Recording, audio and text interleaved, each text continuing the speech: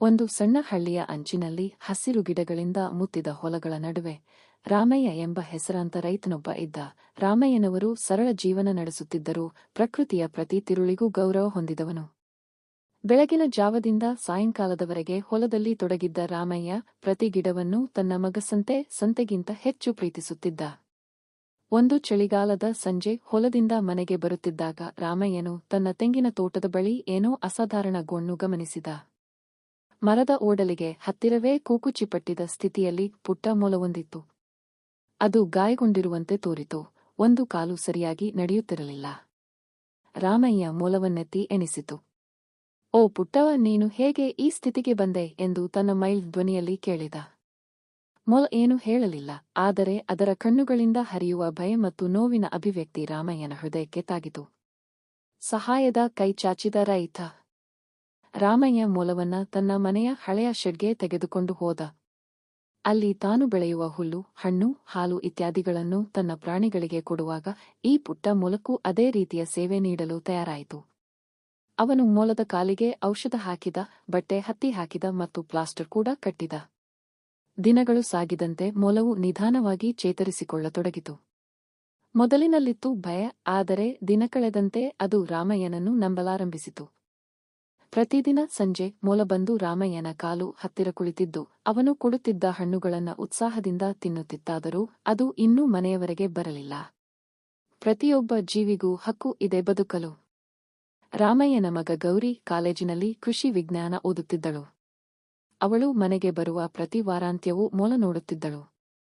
"ಅಪ್ಪ, ನೀನು ಇಷ್ಟು ಕನಿಕರದಿಂದ ಈ ಮೊಲವನ್ನು ನೋಡಿಕೊಂಡಿದ್ದೀಯಲ್ಲ, ನಿಜವಾಗಿಯೂ ಇದೊಂದು ಮಾದರಿ" ಎಂದು ಅವಳು ಹೇಳಿದರು. "ಗೌರಿ, ನಮ್ಮ ಬದುಕಿನಲ್ಲಿ ಪ್ರತಿಯೊಂದು ಜೀವಿಗೂ ಜಗತ್ತಿನಲ್ಲಿ ಸ್ಥಾನವಿದೆ. ನಾವು ಮಾಡಿದ ಪುಟ್ಟ ಸಹಾಯವು ಕೆಲವೊಮ್ಮೆ ಇಡೀ ಬದುಕು ಉಳಿಸಬಹುದು" ಎಂದು ರಾಮಯ್ಯ ಉತ್ತರಿಸಿದ. ಒಂದು ಅಪರೂಪದ ಆಪತ್ತಿನ ಸಂದರ್ಭ.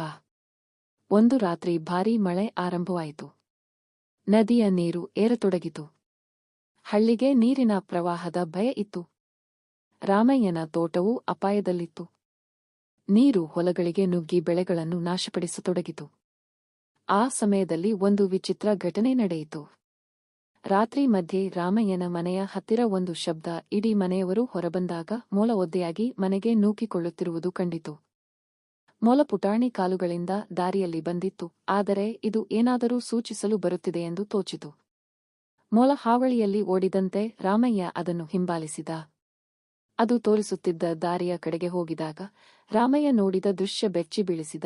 ಹವ್ಯಾಸದ ಪಕ್ಕದ ಭಾಗದಲ್ಲಿ ಕಡಿದ ದಾರಿಯ ಮೂಲಕ ನೀರು ಹೊಲಕ್ಕೆ ನುಗ್ಗಿ ಬರುತ್ತಿತ್ತು. ಮೊಲ ತೋರಿಸಿದ ದಾರಿ ಮೂಲಕ ತಕ್ಷಣವಾಗಿ ರಾಮಯ್ಯ ಮರಳುಕಟ್ಟು ಹಾಕಿಸಿ ತಡೆದ. ಹಾಗಾಗಿ ಹೆಚ್ಚಿನ ಹಾನಿ ತಪ್ಪಿತು. ಪ್ರೀತಿಯ ಪ್ರತಿಫಲ.